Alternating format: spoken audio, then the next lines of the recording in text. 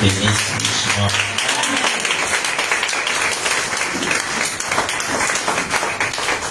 Rapidement, nous prenons nos Bibles.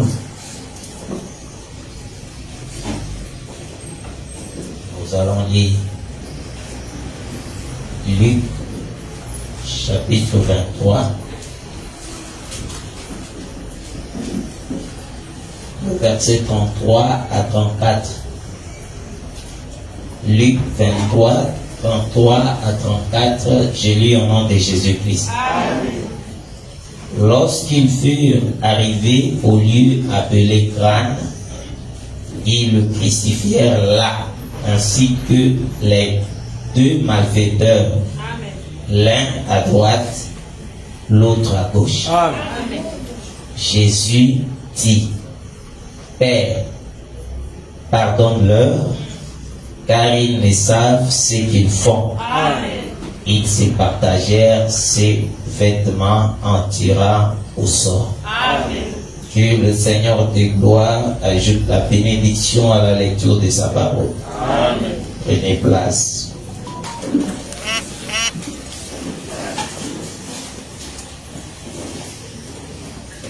Que le Seigneur des gloires vous bénisse abondamment. Amen. Je ne peux pas poser la question qui a la joie parce qu'il y a déjà la joie. Amen. Et nous croyons que cette joie ne vient pas des hommes. Ainsi, c'est une joie qui nous est procurée par le Seigneur lui-même. Amen. Voilà pourquoi nous bénissons le Seigneur pour cela. Bien aimé, avoir la joie, c'est une grâce. Oui. Parce qu'il y a beaucoup de gens qui en cherchent. On ne cherche pas seulement l'argent. Il y a d'autres qui cherchent la joie. Donc la joie, c'est éloigné de lui depuis. Mais toi, tu n'as pas besoin de la chercher parce qu'elle est avec toi. Et nous croyons que la joie, c'est tout un homme. L'homme qui se nomme la joie, c'est Jésus-Christ. Donc il est tout. Amen. Jésus est la joie, il est la santé, il est la paix, il est tout pour nous. Amen. C'est-à-dire, le fait d'avoir Jésus, nous avons tout. Amen. Quelqu'un va se poser la question, mais tu dis que le fait d'avoir Jésus, c'est avoir tout. Mais, moi hier, je n'ai pas mangé. Qu'est-ce que c'est Jésus a fait? Bien aimé, nous croyons que le Seigneur fait tout pour nous. Amen. Et il faut réaliser que le pays de Canaan, c'est un pays de montagnes et de vallées. Amen. C'est comme ça, un pays de montagnes et de vallées. C'est-à-dire, il arrivera un temps où l'homme va se réjouir et un autre temps où l'homme va enregistrer les problèmes. Mais cela ne veut pas dire que Dieu n'est pas tout. Dieu est toujours tout pour nous. Amen. Amen. Alors nous sommes en train de continuer notre hommage avec les 7 paroles de Jésus-Christ. Cette fois-ci, nous sommes sur la première parole. Le jeudi, nous avions montré que toute la Bible en réalité ne parle que de Jésus. Bien aimé, quand nous avons la Bible, quand tu ouvres la Bible devant toi pour commencer à lire, réalise d'abord que ce que je vais lire parle de Jésus. Amen. Il n'y a pas quelqu'un d'autre. Parce qu'il est écrit, vous sondez les Écritures parce que vous pensez avoir en elles la vie éternelle. Ce sont elles qui rendent témoignage de moi. Les Écritures rendent témoignage de Jésus. C'est pourquoi vous allez remarquer que depuis la chute de l'homme, Adam, le Seigneur a commencé à envoyer les prophètes. Or, en réalité, ces prophètes n'avaient rien. Mais ce qu'ils pouvaient avoir venait toujours de Dieu, parce que c'est Dieu qui mettait sa parole dans la bouche des prophètes. Donc les prophètes étaient considérés comme la bouche de Dieu. Vous allez remarquer les choses, mes bien-aimés. Le Seigneur quand Adam a péché, nous l'avions dit ici, il était descendu lui-même pour sauver Adam, pour délivrer Adam du péché. Après un certain temps, Adam a commencé à donner naissance. Cette fois-ci, le Seigneur se retire, mais il va utiliser les hommes qu'Adam a donné naissance. Abel, c'est le fils d'Adam. Seth, c'est le fils d'Adam. Enoch, c'est le fils d'Adam. Noé, c'est le fils d'Adam. Abraham, c'est le fils d'Adam. Donc vous allez voir que toute la liste est là. Ce sont les fils d'Adam. Que Dieu vous bénisse. Maintenant, le Seigneur, au lieu de venir lui-même, il va utiliser le fils qu'Adam a donné naissance pour parler à son peuple. C'est qu'en réalité, la parole que prononçaient tous les prophètes, c'était la parole de Dieu. Jérémie va dire, ils n'ont pas assisté à mon conseil, mais ils se sont précipités pour aller dire des mensonges. C'est pourquoi le peuple ne lui a pas écouté. S'ils avaient assisté à mon conseil, ils auraient dû faire entendre mes paroles à mon peuple. C'est là où nous disons chaque fois que pour que quelqu'un écoute la parole, il faut qu'il y ait un envoyé. Et cet envoyé n'est pas l'envoyé par rapport aux hommes, mais c'est un envoyé de l'Éternel. Si c'est l'Éternel qui envoie, le peuple va écouter. Mais si c'est quelqu'un qui est établi par les hommes, il est vrai que les hommes vont l'écouter, mais ces paroles n'auront pas d'impact dans la vie de ces hommes. Quelqu'un qui est envoyé par les hommes, il va tout faire pour plaire aux hommes. C'est pourquoi nous on refuse ici que quelqu'un soit établi par les hommes.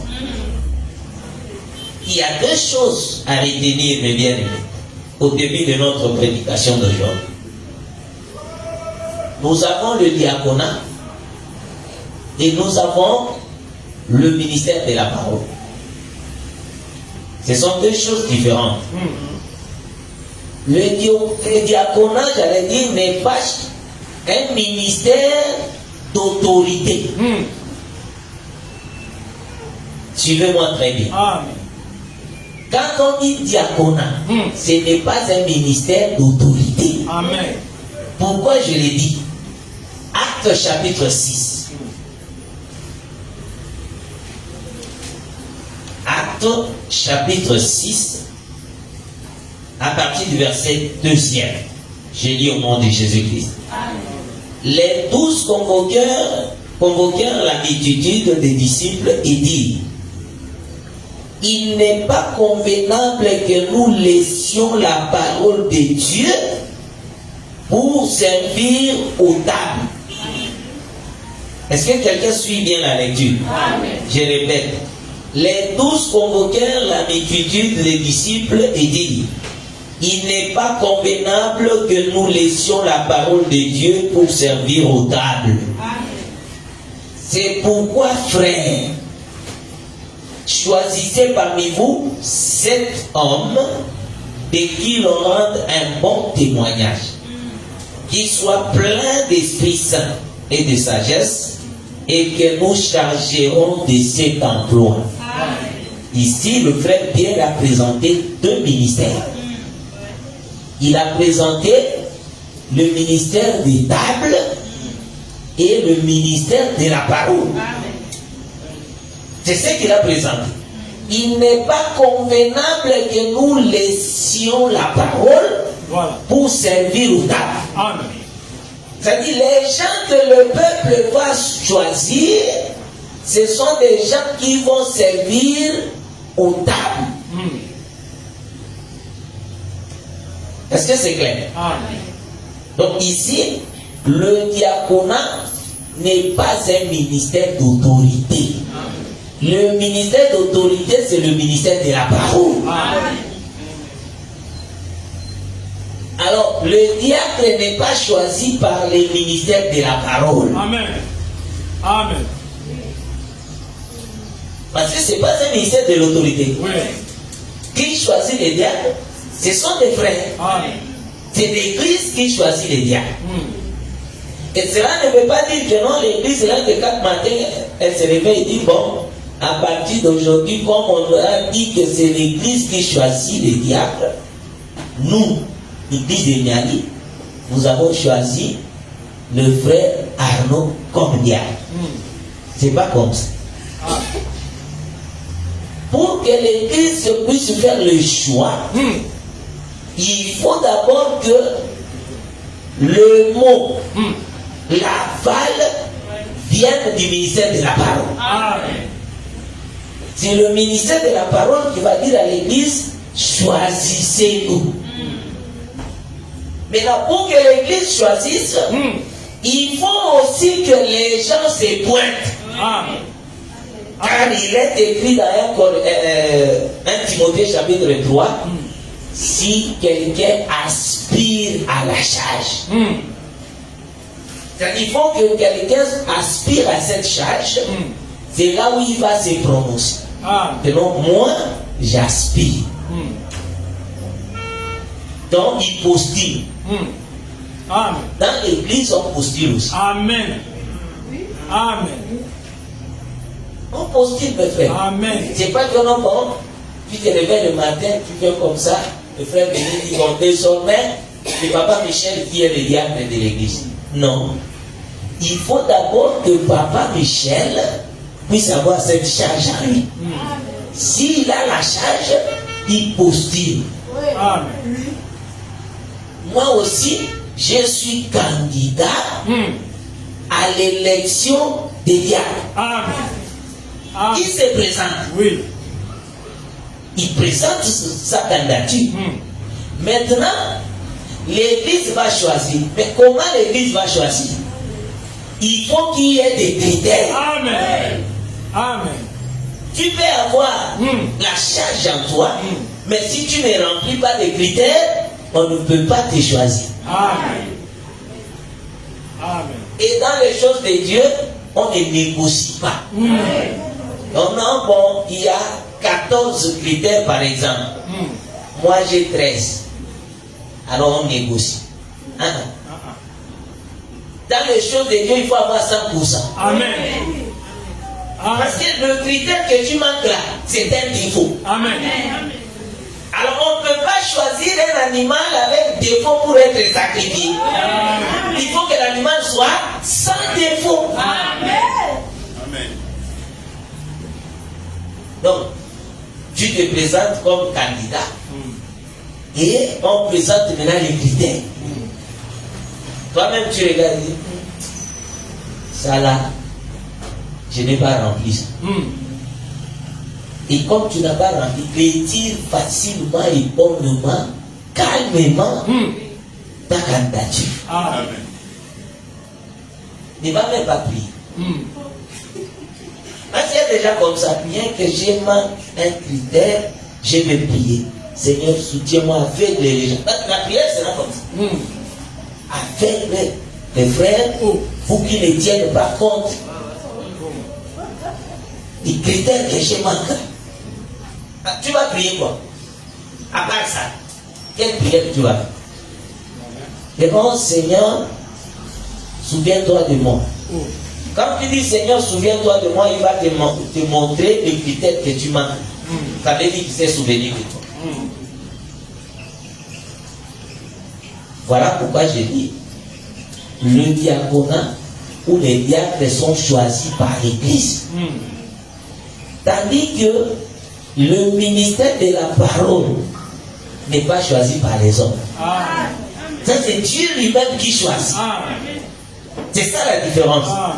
C'est pourquoi un diacre peut être révoqué par les hommes, mais un ministre n'est pas révoqué par les hommes. Parce qu'il n'est pas choisi par les hommes. C'est celui qui l'a choisi qui peut le révoquer. Mais Dieu aussi ne choisit pas les ministres sans critères. Il a aussi ses critères à lui. Et si tu n'as pas ces critères, tu ne seras pas choisi par Dieu. Amen. Comme Dieu a ses critères, les hommes aussi ont cherché à copier les critères de Dieu. Mais ils ne copient pas tout. Ils copient certains critères. C'est pourquoi vous allez voir, il y a beaucoup de ministres qui ne sont pas les ministres établis par Dieu, mais ils sont établis par les hommes. Avec quel critère ils parlent bien? Ils prêchent bien. Ils lisent bien les Écritures et ils interprètent bien. Or, ce n'est pas ça seulement le critère. Il peut connaître, mais il doit aussi être capable de manifester ce qu'il connaît dans sa nature. C'est pourquoi vous allez remarquer dans l'Exode que le Seigneur a présenté les critères en disant, pour oindre un sacrificateur, il faut apporter 2 béliers, un taureau expiatoire, la corbeille de pain sans levain, l'huile d'onction et aussi les vêtements. Il a présenté c'est que s'il n'y a pas l'un de ces 5 choses, il n'y a pas non plus la consécration. Pour qu'il y ait la consécration, il faut que les 5 choses soient présentées là. Et pourquoi nous avons dit un jour ici, vous avez quelque part, on dit non, aujourd'hui c'est l'ordination d'un prêtre, d'un pasteur ou d'un docteur. Et comme c'est l'ordination, vous voyez devant là-bas, il y a des bouteilles d'huile. Comme il y a des bouteilles d'huile, ne t'énerve pas, ne t'étonne pas. Il faut sortir.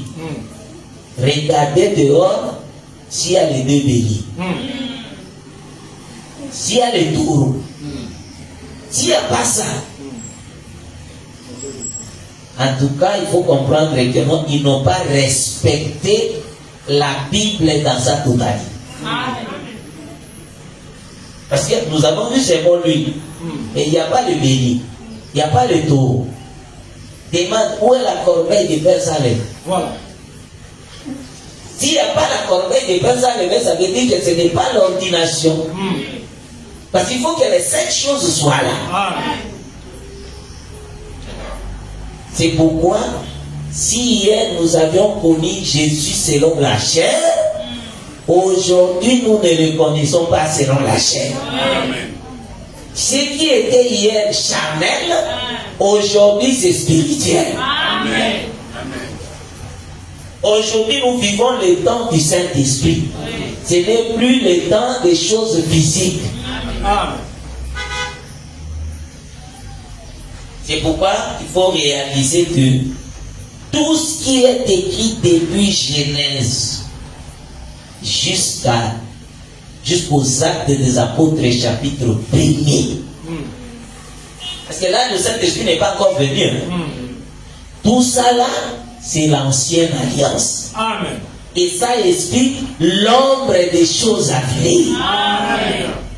C'est pas la réalité encore. Parce que la réalité vient quand le Saint-Esprit va descendre. C'est là où les apôtres, les prédicateurs vont commencer à nous expliquer les choses que les anciens ont faites. Le Seigneur, au jour de sa chair, quand il marchait, il était l'accomplissement des Écritures, mais il travaillait dans l'ombre. Il peut appeler ses apôtres dans une maison. Il commence à leur expliquer. Vous voyez ce que j'ai dit en parabole dehors là? Ça signifie ceci. Vérifiez bien. Vous allez remarquer que ce qu'il explique là, c'est toujours l'ombre. Amen.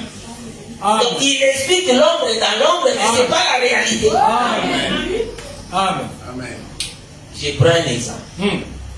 Le Seigneur Jésus propose la parabole d'un homme qui avait la sémence, qui est sorti de sa maison. La sémence est tombée le long du chemin. La sémence est tombée dans les épis. la semence est tombée dans un endroit pierreux. Et une autre semence tomba dans la bonne terre. Amen. Les apôtres l'ont récupéré à part. Pourquoi ne nous expliques-tu pas ce que tu dis là? Oui. Le Seigneur dit, quand je parle la parabole, c'est pour que les gens n'écoutent pas et ne comprennent pas. Amen. Ça, c'est le Seigneur qui dit. Oui. Il dit, ma mission, c'est de parler en parabole pour que les gens ne comprennent pas. Oui. Or, le temps des paraboles, ce n'est pas seulement le temps de Jésus. Depuis la chute d'Adam jusqu'à Jésus, c'était le temps des paraboles. Amen. Car personne ne comprenait. Il leur explique maintenant. La semence, c'est la parole. Ça, c'est Jésus qui explique. Il dit la semence, c'est la parole. Maintenant, la semence qui est tombée le long du chemin, c'est la parole qui est tombée dans les cœurs des gens. Mais le diable est venu récupérer cette semence. Donc il explique le diable comme les oiseaux qui avaient mangé la semence. C'est pas fini. Il continue à expliquer. Vous allez remarquer que quand il arrive à la 4e terre, il dit, c'est celui qui entend et qui comprend. Celui-là doit produire 100, 60 et 30. C'est comme ça que le Seigneur a expliqué. Maintenant, si vous lisez Jean chapitre 16, les apôtres vont dire, maintenant, nous comprenons que tu es venu du ciel parce que tu parles ouvertement. C'est-à-dire, depuis tout ce temps-là, il ne parlait pas ouvertement. Bien qu'il expliquait que non, la semence, c'est la parole. La terre épineuse, c'est tout le monde qui écoute la parole, mais suite aux soucis des siècles présents, la parole ne produit pas. Aujourd'hui, par le Saint-Esprit, il va nous expliquer l'explication de Jésus. Est-ce que vous comprenez? Amen. Jésus a expliqué, mais c'était dans l'ombre, parce que lui-même était dans les jours appelés Moïse. Oui. Il a fallu que le Saint-Esprit vienne pour nous faire comprendre directement que non, tu vois, la terre, le long du chemin, c'est tout un homme. Et le Saint-Esprit va nous expliquer qui est l'homme qui est appelé le long du chemin. Parce que quand la parole est entrée en lui, la Bible déclare Satan entra. Vous voyez maintenant le Saint-Esprit comment il nous explique. Parce qu'il y a un jour où le Seigneur a réuni ses apôtres. Il mangeait. Il a pris le pain. Il a trempé dans le vin. Il a donné à tout le monde. Mais quand ce pain-là trempé est arrivé dans la bouche de notre frère Judas, l'Écriture déclare quoi? Satan entra. C'est-à-dire Judas s'est présenté comme le long du chemin. Oui. Amen. Est-ce que vous comprenez ça? Il est présenté comme le long du chemin parce que la semence est entrée en lui, mais ça n'a pas pu résister car le diable était venu enlever ça. Amen.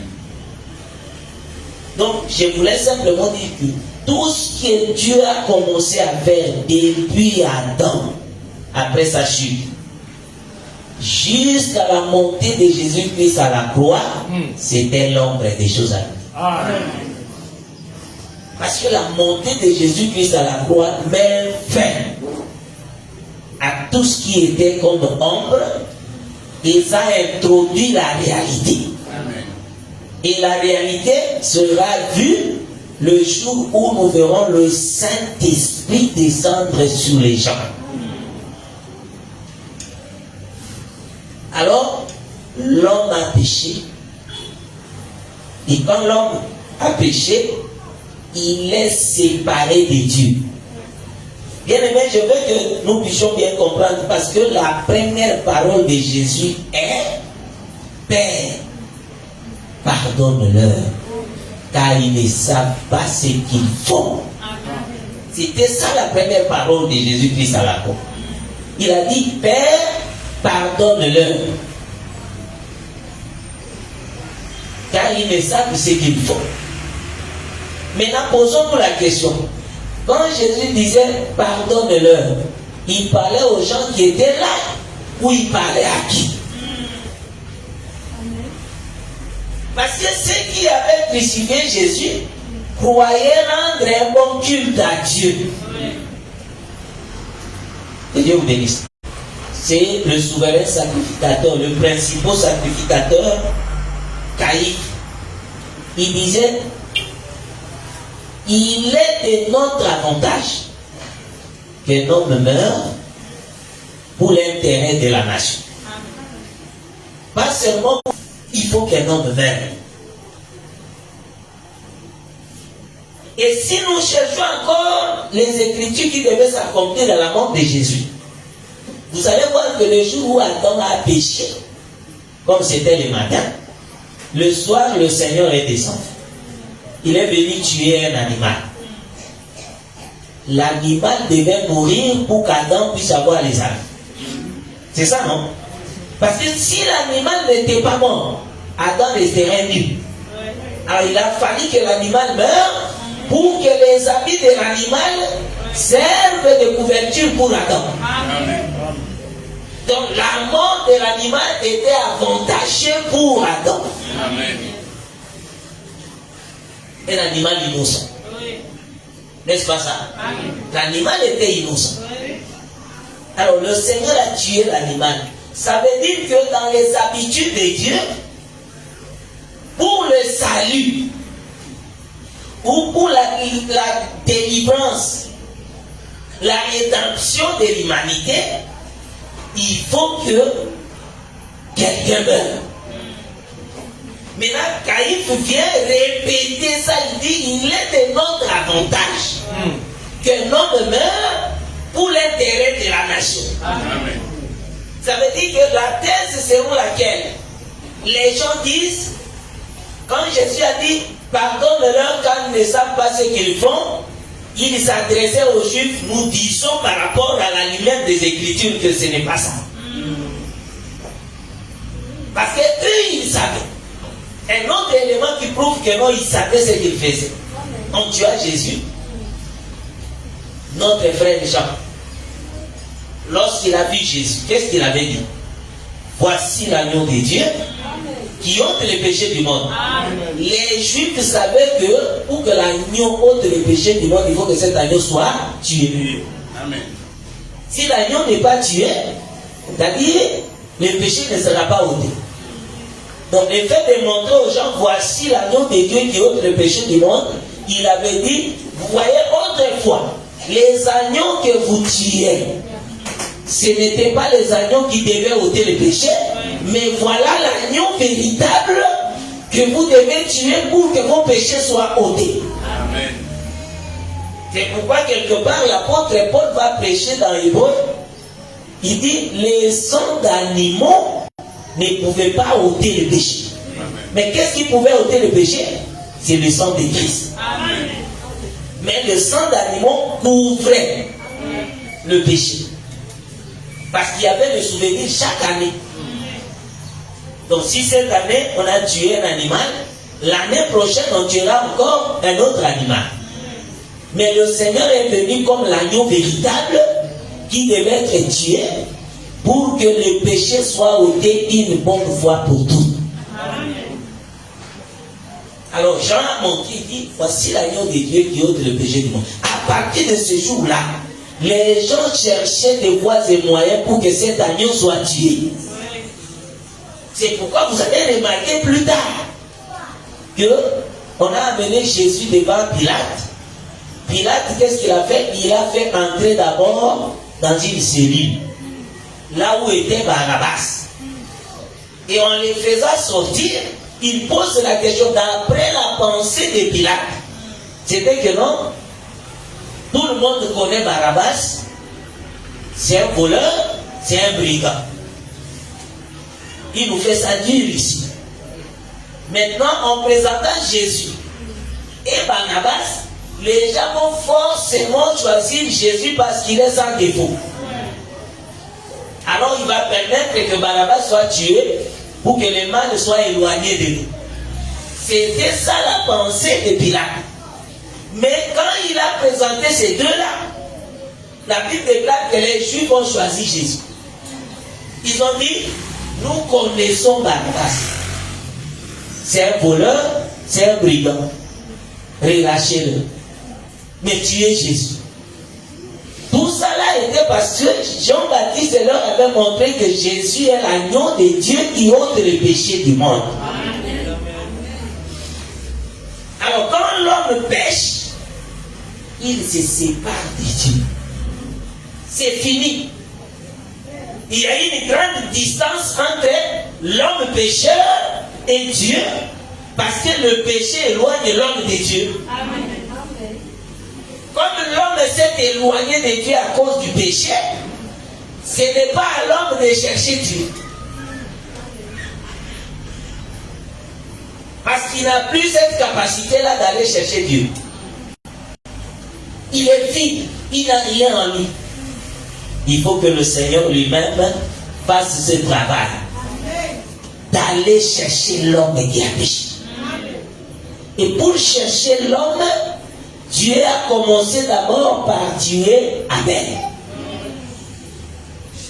Le maître d'Abel est venu parce que l'homme a péché. Si Adam continuait à rester dans le jardin, Abel n'allait pas mourir. Mais Abel est mort parce que l'homme a péché et il est privé de la gloire de Dieu. Or, l'homme qui avait péché étant Adam, il était privé de la gloire de Dieu. Il ne pouvait rien qui pouvait faire en sorte qu'il se rapproche de Dieu. Tout ce qu'il faisait était charnel parce que lui-même était devenu charnel. C'est pourquoi celui qui pêche devient automatiquement charnel. Quand quelqu'un pêche, il devient charnel. Il va s'irriter contre tout ce qui est saint. Il ne va pas permettre que la sainteté s'approche de lui. C'est pourquoi il est écrit dans Proverbe que non, celui qui se retire est celui qui a commis du mal. Car celui qui pêche, il se retire, il fuit. Quand tu vois quelqu'un fuir les saints, c'est qu'il ne vit pas bien. Est-ce que vous comprenez ça? Amen. Oui, Adam a fui. Pourquoi? Parce qu'il avait péché. Quand il a entendu la voix de Dieu le soir qui parcourait le jardin, qu'est-ce qu'il a dit? Je me suis caché parce que je suis nu. Qui t'a dit que tu es nu? As-tu mangé le fruit de l'arbre auquel je t'avais interdit? C'est-à-dire le péché fait en sorte que l'homme fuit la face de Dieu. C'est là où je vous exhorte en disant, quand tu sens en toi une pensée qui t'éloigne des frères, il faut comprendre que c'est l'ennemi qui veut t'utiliser. Tu ne peux pas avoir la pensée de fuir les frères. Il est écrit, voici qu'il est doux et qu'il est agréable pour des frères de demeurer ensemble. Amen. Maintenant, quand toi tu sens que moi je ne peux pas demeurer ensemble, c'est un mauvais esprit. Amen. L'esprit de Dieu ne peut pas t'éloigner des frères. Amen. Quand tu t'éloignes des frères, c'est que ta conscience te reproche de quelque chose. Amen. Parce que le péché éloigne l'homme de Dieu. Le Seigneur maintenant a commencé à utiliser les gens qu'Adam le pécheur avait donné naissance. En réalité, Noé avait le sang adamique. Abraham avait le sang adamique. C'était un sang corrompu. Un sang qui ne pouvait pas donner la vie. Moïse avait le sang adamique. David, l'homme selon le cœur de Dieu. Dieu l'appelle l'homme selon mon cœur, mais il avait le sang du péché. Bien qu'il se répartait, mais il avait le sang du péché. Voilà pourquoi l'homme qui devait venir pour ôter le péché ne pouvait pas tirer son origine du premier Adam. Maintenant, quand il est venu, n'ayant pas le sang d'Adam en lui, il devait maintenant faire ce service-là. Mais remarquez une chose. Dans la Bible, on appelle les gens des justes. On dit Abel le juste. C'est ça, non? Dans Hébreux chapitre 12, on dit Abel le juste. C'est une écriture de la Bible. Si nous lisons Hébreux chapitre 11, parce que je vais vous amener quelque part. Hébreux chapitre 11.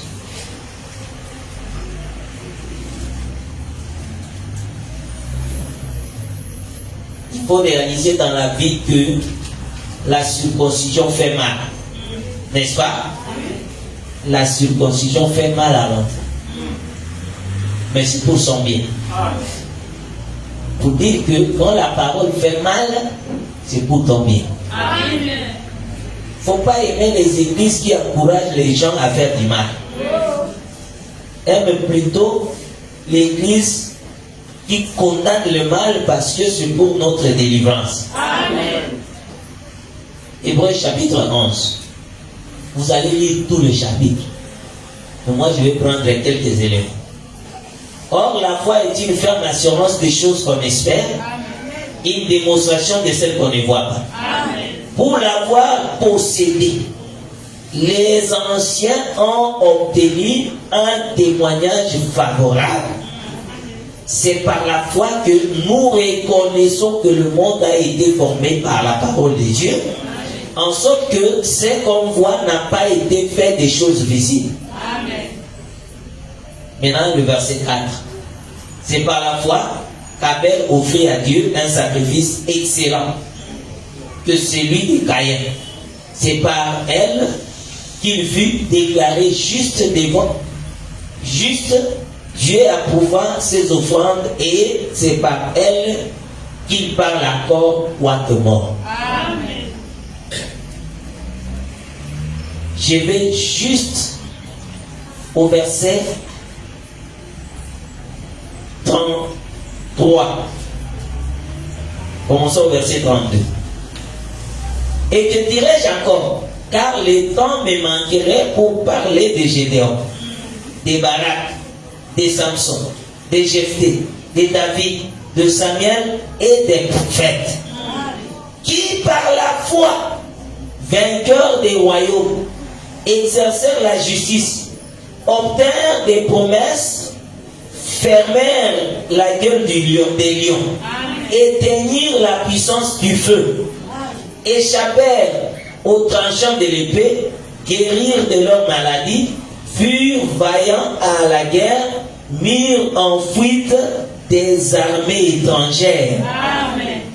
Des femmes recouvrèrent leur mort par la résurrection.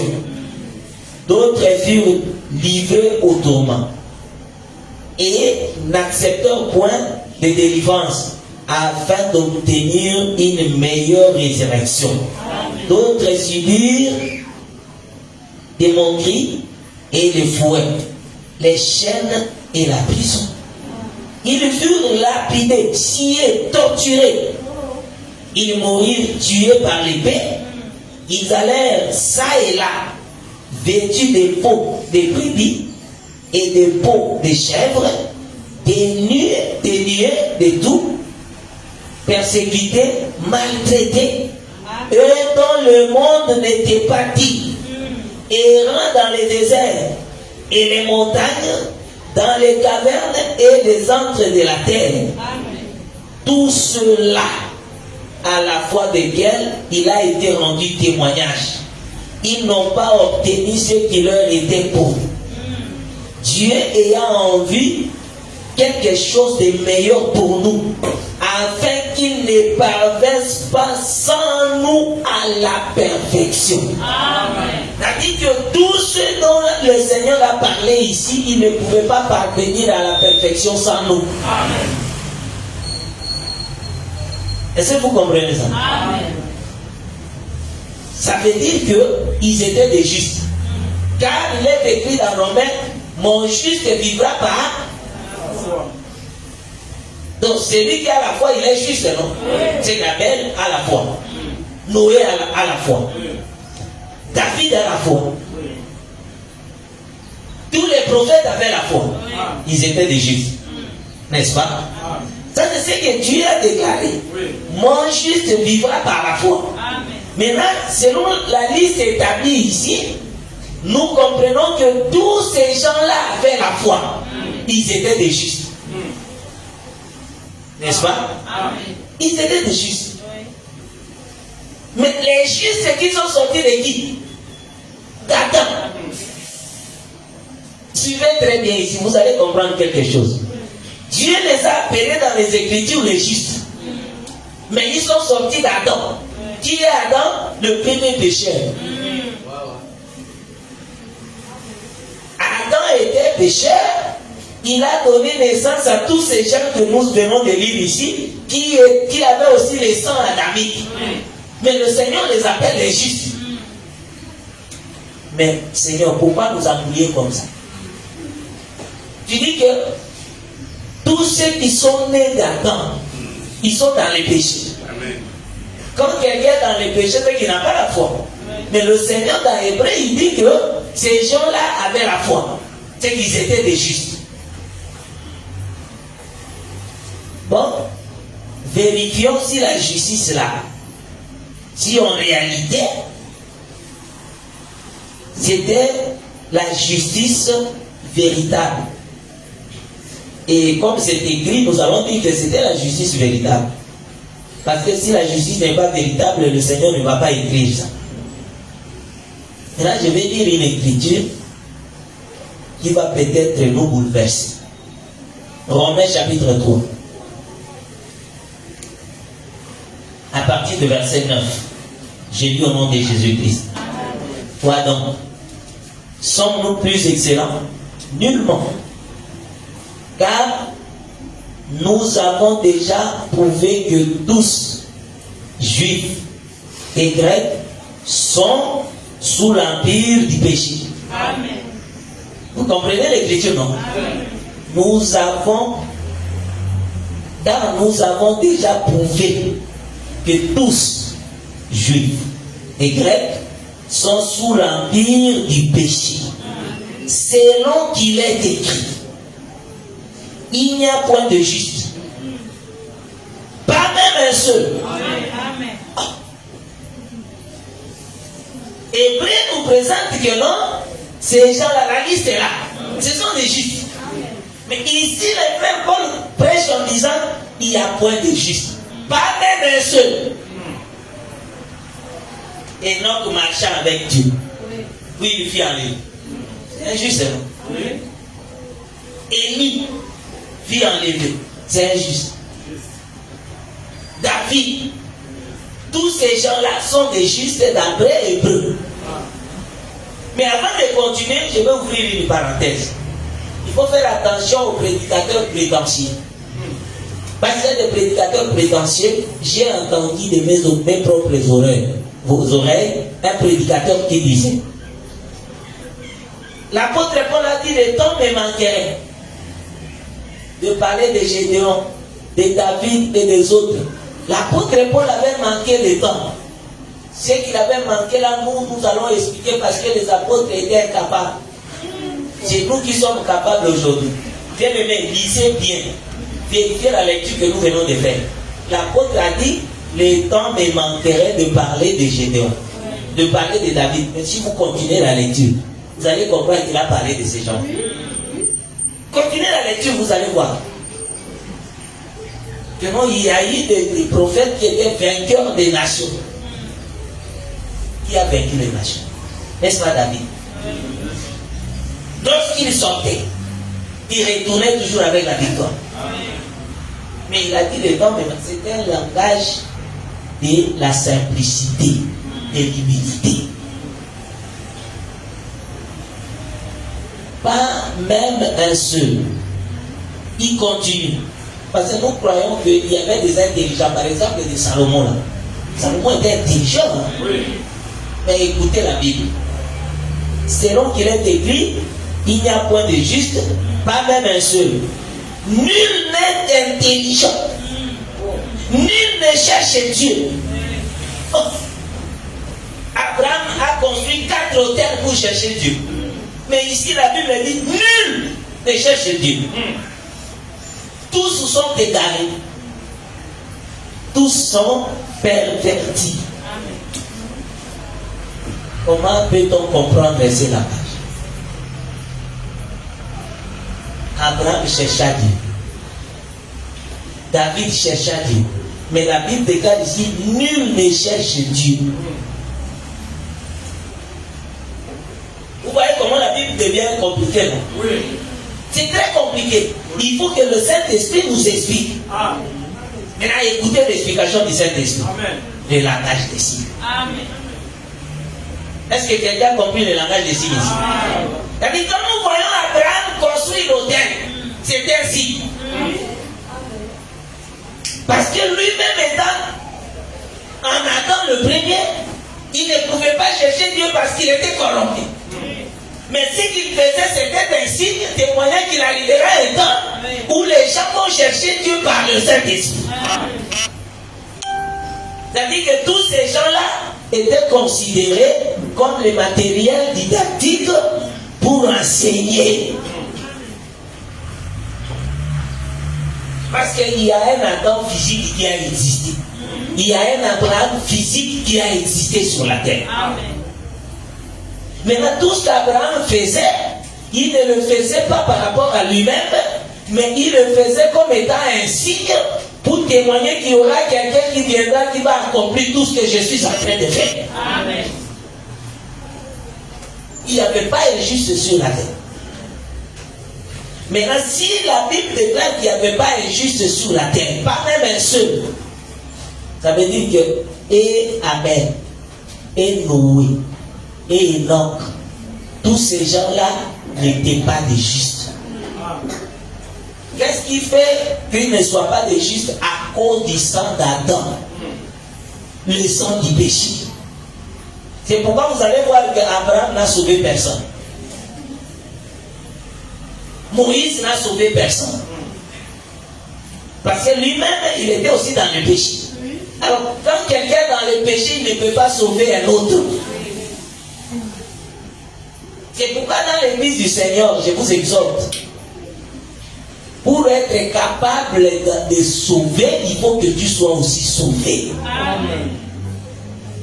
Celui qui n'est pas sauvé ne peut pas enseigner les autres. Ce sont les sauvés qui doivent appeler aussi les sauvés. Mais si tu n'es pas sauvé, tu n'appelleras pas aussi les sauvés. C'est pourquoi le Seigneur dit, il ajoutait dans l'église les nombres des sauvés, pas des païens. Moi, je ne crois pas que dans l'église du Seigneur, on doit trouver des païens, des pécheurs. Non, ce sont les sauvés. Quelqu'un va me poser la question, mes frères, nous péchons d'une manière ou d'une autre. Comment tu peux dire que non, ce sont des sauvés? Bien aimé, quand le Seigneur t'appelle, il te donne le Saint-Esprit. C'est pour le salut, non? C'est que tu es sauvé. Le frère Jacques va dire que nous bronchons d'une manière ou d'une autre. Quand nous bronchons, ça ne veut pas dire que nous allons rester toujours dans les branchements. Le Saint-Esprit va nous amener à nous répartir. La répatance n'est pas pour les pécheurs. Amen. La répatance est pour les saints. Amen. Vous comprenez maintenant? Amen. Parce que celui qui a le Saint-Esprit, quand il pêche, le Saint-Esprit lui dit, c'est ce que tu as fait là, c'est pas la parole de Dieu. Mais si tu vois quelqu'un persister dans le mal, il n'a pas le Saint-Esprit. Il y a certains péchés, avant de les commettre, ta conscience te dit que ce que tu fais là, vraiment c'est un péché. Je prends par exemple un péché que les gens n'aiment pas qu'on parle de ça. Quand toi tu ne veux pas qu'on parle de ça, il faut savoir que tu t'éloignes petit à petit du royaume. Amen. Il faut qu'on parle de ton péché. Amen. Et c'est ce qui est très important. Il y a des nos sœurs qui n'est pas restée tranquille. Si elle est seule, elle voit comme si, en tout cas, le monde ne l'aime pas. Il y a des sœurs comme ça. Elle marche des foyers en foyer. Si elle ne marche pas de foyer en foyer, elle a 4 pneus avec un pneu de réserve. Elle a 5 anniversaires par année. Le mois de janvier, elle fête son anniversaire. Le mois de mai, l'anniversaire. Le mois d'août, anniversaire. Le mois d'octobre, il a pour clôturer le mois de décembre. Et chaque pneu là connaît une date d'anniversaire pour lui. Il y a des gens comme ça. Oh non, nous nous approchons déjà de la date de mon anniversaire. Je veux des cadeaux. Donc par an, elle a 4 ou 5 cadeaux d'anniversaire pour elle-même. Et quand elle vient à l'église comme ça, sans pareil, Jésus merveilleux. Tu te montres de toi-même. Amen. Dieu n'est pas avec toi. Oui. Toi, une fille qui te respecte, tu ne peux pas aller habiter dans la maison d'un homme seulement comme ça. Amen. Comme si c'était des arachides ou quelque chose qu'on a ramassé à la poubelle. Amen. Amen. Seulement parce qu'il t'a dit que non, en tout cas, je t'aime. Tu m'as fait des chaînes de poules. Le soir, je serai là. Seulement ça.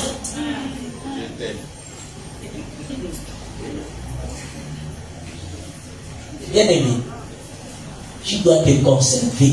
Amen. La légèreté n'est pas quelque chose qu'on peut trouver parmi les enfants de Dieu. La légèreté. Oui. Amen. Une fille ne peut pas ouvrir sa bouche chaque fois que tout le monde voit ses dents. Oui. Amen. Quelle légèreté. Amen. Quelqu'un qui n'avait pas d'idée, il peut se faire des idées parce que tu lis beaucoup. Amen. Donc elle est facile. Amen. On sera jamais qu'il faut être des commandos ici. Non. Parce qu'il y a des gens qui comprennent mal. Même quelque chose que tu ne peux pas lire. Pour toi, tu trouves ça normal. Et surtout, quand la personne dit c'est moi, et tu es belle, hein?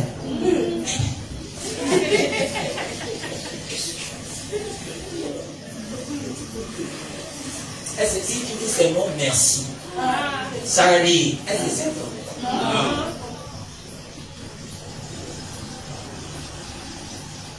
Tu montres que tu es belle. Oui. Alors que tu ne l'es pas. Oh non, moi j'aime pas blesser les gens. Hypocrite. Amen. Ça c'est de l'hypocrisie. Amen. Il faut dire la vérité à quelqu'un. Amen. Je comprends. Bien aimé, j'ai toujours dit ici le discernement. Quand le Seigneur avait créé ce mot-là, discernement, il avait créé ça pour les femmes. Et vous allez voir, vous allez constater avec moi, ça c'est une réalité. Oui. Les femmes discernent mieux les pensées des gens. Amen. Une fille qui se respecte, une femme qui se respecte, quand un homme veut lui faire des avances, elle doit comprendre avant que l'homme ouvre sa bouche. Amen. La femme discerne. Mais il y a des notions qui ne discernent pas. Elle va commencer à discerner lorsque la chose est déjà sortie. Il faut faire très attention. Le péché sépare l'homme de Dieu. C'est ça. Il n'y a même pas un juste. Pas même un seul. Nul ne cherche Dieu. Nul n'est intelligent. Tout ce que les gens faisaient avant la Pentecôte, ils le faisaient sans comprendre. Est-ce que vous comprenez là où nous sommes? Nul n'est intelligent. Nul ne cherche Dieu. C'est-à-dire, quand quelqu'un fait quelque chose, il le fait par ignorance. C'est pourquoi quand le Seigneur monte à la croix, la première parole, qu'est-ce qu'il va dire? Pardonne-leur, car ils ne savent ce qu'ils font. Amen. C'est depuis la chute d'Adam. Amen. Parce que le Saint-Esprit n'y était pas. Amen. Il était déjà parti. Et l'homme était séparé de Dieu. Il y avait une inimitié entre l'homme et Dieu. Donc la première parole de Jésus, c'est une parole de la réconciliation. Amen. Il faut que l'homme soit réconcilié avec Dieu. Et là, comment l'homme va se réconcilier? Il faut que Dieu lui-même vienne. Il est écrit là où nous avons lu, dans Matthieu chapitre 13, la parabole de Jésus. Le Seigneur dit, une partie tomba dans la bonne terre. Et cela produit des fruits 100, 60 et 30. Il explique, il dit, la bonne terre, c'est celui qui entend et qui comprend. Amen. C'est comme ça que le Seigneur a expliqué, n'est-ce pas? C'est lui qui entend et qui comprend. Il est la bonne terre. Et il doit produire. Parce qu'il est la bonne terre. Il entend et il comprend. Maintenant, le Seigneur monte à la croix, il dit, pardonne-leur parce qu'ils ne savent ce qu'ils font. C'est que personne n'avait compris. Personne n'avait entendu. Amen. Depuis la chute d'Adam, Oui. personne n'avait compris. Même ceux qui étaient venus que le Seigneur envoyait là, ils ne comprenaient pas. Bien aimé, il faut qu'on comprenne bien le langage de Dieu. Quand il envoie Jérémie, Jérémie va parler. Lui-même, il ne comprend pas. Parce qu'il ne va pas produire. Vous savez pourquoi le frère Pierre, quand il prêche, il dit Jésus-Christ était allé dans les régions inférieures de la terre pour prêcher les âmes qui étaient incrédules depuis le temps de Noé. On va lire seulement comme ça, c'est tout. Non. Parmi ceux qui étaient incrédules depuis le temps de Noé, il y a aussi tous les prophètes de Dieu.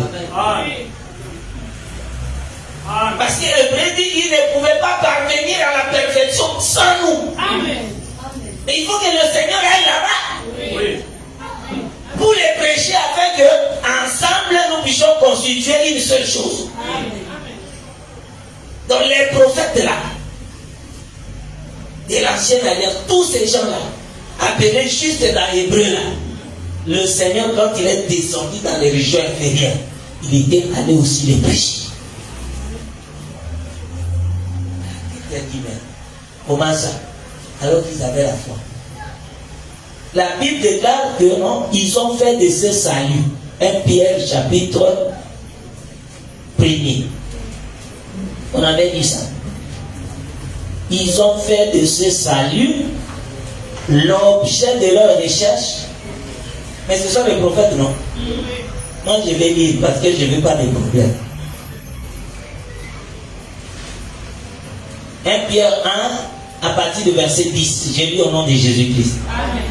Les prophètes qui ont prophétisé touchant la grâce qui nous était réservée. Ils ont touché quoi? La grâce qui nous était réservée. En fait de ce salut l'objet de leur recherche et de leur investigation. Ils faisaient des recherches, non? Et des investigations. Voulant sonder l'époque et les circonstances marquées par l'Esprit de Christ qui était en eux et qui attestait d'avance les souffrances de Christ et la gloire dont elle serait suivie. Donc ils ont fait de cela leur recherche et investigation. Quand le Seigneur dit à Esaïe, Esaïe, tu vas prophétiser. Maintenant, enlève tes habits. Tu vas prophétiser nu dans les rues de Jérusalem. Un père de famille qui enlève ses habits, on voit Esaïe qui marche sur les rues en train de prophétiser nu. Tu lui poses la question, Esaïe, qu'est-ce qui se passe? Tu es devenu fou? Oh non. Mais qu'est-ce qui se passe? Oh non, c'est le Seigneur qui m'a dit. Il ne comprend pas. Or, ces recherches-là et ces investigations, il les faisait voulant sonder l'époque. Les circonstances marquées par l'Esprit de Christ qui était en eux et qui attestait d'avance les souffrances et la gloire du Seigneur Jésus-Christ. Donc quand tu vois le prophète qui sort de sa maison pour aller s'attacher à une prostituée, tu lui poses, mais qu'est-ce qui se passe? Il dit, c'est le Seigneur qui m'envoie. Lui, il ne comprend pas la réponse qu'il va te donner, c'est ça, mais il ne comprend pas le message qui est là. Amen. Or, Matthieu dit, c'est lui qui entend et qui comprend. C'est-à-dire qu'aucun prophète n'avait compris. Or, la bonne terre, c'est une terre qui entend et qui comprend. Amen. Il n'y avait personne, selon Romains 3. Pas même injuste. Personne ne cherchait Dieu. Mais la terre là, c'est dit. Est-ce que nous allons dire que cette terre-là qui entend et qui comprend, c'est Abraham? Quelqu'un va dire que non, oui, c'est Abraham. Parce que quand Abraham a entendu la voix, il est sorti. Mais Romain dit personne. Oh, mais la Bible déclare qu'Abraham c'est le père de la multitude. Il a produit. Mais vérifiez bien. Vous allez voir que personne ne cherche Dieu. Mais dans cette terre-là, c'est dit. Esaïe vient prophétiser dans Esaïe 50. Esaïe chapitre 50. La Bible n'est pas à la portée de tout le monde. Amen. Amen. Tu peux lire la Bible, tu la comprends de ta manière, Dieu n'est pas là. Amen. Il faut chercher que le Seigneur lui-même te fasse comprendre la Bible. Parce que quand tu comprends la Bible, tu vas bien aussi expliquer. Ésaïe chapitre 50, je commence à lire à partir du verset 4. Je lis au nom de Jésus-Christ. Le Seigneur l'Éternel m'a donné une langue exercée, pour que je sache soutenir par la parole celui qui est abattu. Il éveille chaque matin.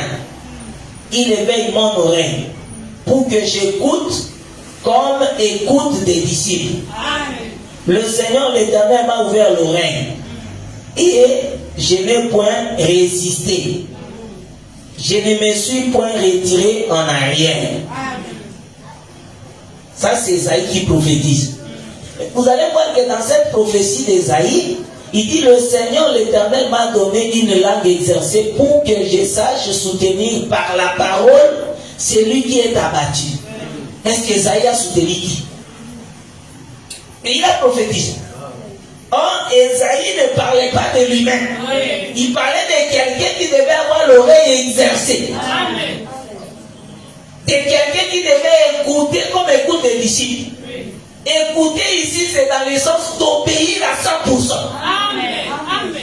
Vous allez remarquer qu'Abraham a obéi, mais il n'a pas obéi à 100%. Amen. Moïse a obéi, mais il n'a pas obéi à 100%. Amen. Il n'y a qu'une seule personne qui a obéi de la naissance jusqu'à la mort. Celui-là, c'est une bonne terre. Amen. Amen. Donc la bonne terre, c'est celui qui entend et qui comprend. Amen. Vous allez comprendre que celui qui a entendu et qui a compris, c'est seulement Jésus. Amen. Il monte au calvaire. Arrivé là-bas, il dit, Seigneur, s'il était possible, éloigne de moi cette coupe. La coupe là, c'était la mort, n'est-ce pas? Si c'était Isaïe, il allait dire que non.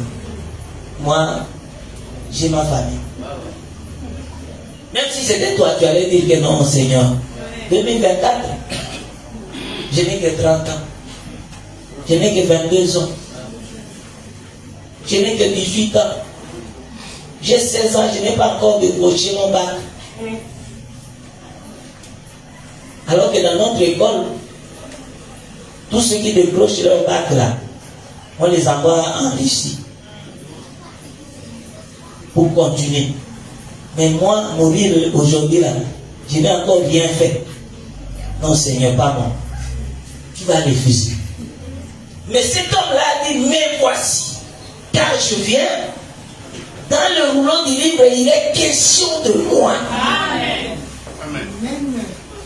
Bien aimé, c'est lui qui a accepté la mort facilement. C'est Jésus. Amen. Amen. Aucun homme ne pouvait accepter. Et pourquoi il accepte la mort? Parce qu'il a écouté. Et il a compris. Pour le salut de l'humanité, il faut que moi, Jésus, je meure. Si je ne meurs pas, l'humanité ne sera pas sauvée. Et la mort de Jésus, c'était la réconciliation de l'humanité avec Dieu. Amen. C'est pourquoi il nous exhorte en disant, soyez réconciliés avec Dieu. Et nous devons être réconciliés avec Dieu par la parole. Amen. Quand quelqu'un écoute la parole, il décide de quitter la mauvaise vie, c'est qu'il s'est réconcilié avec Dieu. Amen. On ne se réconcilie pas avec Dieu en pensant. Parce qu'il y a des gens qui sont déjà réconciliés avec Dieu par la pensée. Je suis avec Dieu. Qu'est-ce qui me manque? Rien. Mais être réconcilié avec Dieu veut dire abandonner tout ce qui est mauvais. C'est là où tu vas te réconcilier avec Dieu. Évitons d'énerver Dieu. Comment quelqu'un peut avoir un cœur dur comme la mer inférieure? Surtout dans les mains. On lui dit que ce que tu fais là, c'est pas la vérité. Et il dit, toi tu me dis que c'est pas la vérité, toi tu le fais. Le Seigneur, quand il vient, c'est lui la bonne terre. Amen. C'est lui qui entend et qui comprend. Et quand il dit, Père, pardonne-leur, car ils ne savent ce qu'ils font, il faut réaliser que toute l'humanité, les Juifs et les Grecs, tous nous étions sous l'empire du péché. Maintenant, tout ce que nous faisions dans le péché, nous ne le faisions pas par rapport à la conscience divine. Mais c'était parce que nous étions vendus au péché. Et notre roi, notre dirigeant, c'était le diable. Et quand le Seigneur vient, parce qu'il veut nous réconcilier avec lui-même, qu'est-ce qu'il va faire? Il doit monter à la côte. Et quand il monte, c'est pour effacer nos transgressions. Et comment il va effacer ça? Il faut qu'il dise, Père, pardonne-leur. Amen. Parce que c'est le mot que le Seigneur attendait. C'est la phrase que le Seigneur attendait. Mais aucun prophète n'était capable de prononcer cette phrase-là. Oui. Quand un prophète vient et dit, je pense aussi à ma famille. Moi, je ne connais pas par. Je suis que pauvre dans la famille de Manassé. Je ne peux pas. C'est qu'il ne peut pas déclarer pardonne-leur. Moi, je ne peux pas mourir pour l'intérêt de toute la nation. Moi, non. Ça, c'est la parole des prophètes. Des gens que le Seigneur envoyait. Personne ne pouvait accepter de mourir pour la population. Mais quand le Seigneur est venu, pourquoi ils n'acceptaient pas de mourir? Parce qu'ils avaient aussi le péché. La Bible déclare que le sacrificateur offrait pour lui, pour ses faiblesses et pour celles de tout le peuple. Donc le sacrificateur avait aussi ses faiblesses. Mais le seul sacrificateur étant venu, qui n'a pas manifesté de faiblesse, c'est celui-là qui devait aussi sanctifier les autres. Et il fait la prière en disant, sanctifie-le par ta vérité, car ta parole est la vérité. Amen. En réalité, celui qui était la parole, qui était la vérité, c'était Jésus. Amen. Et le sacrificateur sans défaut, c'était Jésus. Amen. Voilà pourquoi en montant sur la croix, quand tu dis pardonne-leur, le Seigneur Dieu doit écouter ça. Parce que quand il le vérifie, il trouve qu'en lui, il n'y a pas de fraude. En lui, il n'y a pas de péché. En lui, il n'y a pas la haine. Parce qu'en Jésus, il n'y avait pas la haine. Bien aimé, je me limite là. Je vais vous dire une chose. La haine, c'est un élément très, très grave. Et c'est une arme efficace contre la vérité. Quand tu as de la haine en toi, tu ne vas pas accepter d'écouter les autres. Amen. Amen. Quand tu as de la haine, quand tu conçois de la haine, tu ne vas pas écouter. Même si on te dit quelque chose qui est vrai, tu ne vas pas écouter parce que tu as de la haine contre la personne. La haine, c'est quelque chose à éviter. Si tu as de la haine, tu peux garder les gens dans ta prison. Quand la parole sort, tu dis amen à la parole, mais tu ne vas pas l'appliquer. À cause de la haine. La haine n'est pas la chose qu'on peut trouver parmi les enfants de Dieu. Amen. Tu peux détester quelque chose ou quelqu'un, mais il ne faut pas avoir de la haine envers lui. Tu peux dire que non, en tout cas, ce que tu as fait là, c'est du mal. Moi, je n'ai pas aimé ça. Et puis, ce que le Seigneur nous demande, c'est d'être ouvert. Quand quelque chose ne va pas, parle. Amen. Dis à ton frère, à ton projet que non, je n'ai pas aimé. Et quand tu parles, tu te libères. Ceux qui ne veulent pas parler ne se libèrent pas, ils s'enferment davantage. Amen. Amen. Et quand tu t'enfermes, la première parole de Jésus n'aura pas d'effet dans ta vie. Amen. Il faut que tu t'ouvres. Le Seigneur qui n'a pas péché, il monte à la croix pour ton péché. Il dit, Père, pardonne-le. Il demande pardon à ta place. Mais il y a beaucoup de gens ici pour demander pardon. Il faut que les tracteurs arrivent. Moi, demander pardon, c'est m'humilier. Pardon. Il va me prendre pour qui? Tu vas voir, il veut prononcer le pardon dans sa bouche, mais ses oreilles refusent. C'est comme s'il y a des bruits là. Il y a des bruits aux oreilles. Donc, les bruits là l'empêchent de dire pardon. Sois libéré au nom de Jésus. Un enfant de Dieu doit être libre. Quand il y a un problème, quand tu comprends, ça veut dire que tu as écouté. Parce que la bonne terre, c'est une terre qui entend et qui comprend. Nous, à l'épée, c'est nos rêves.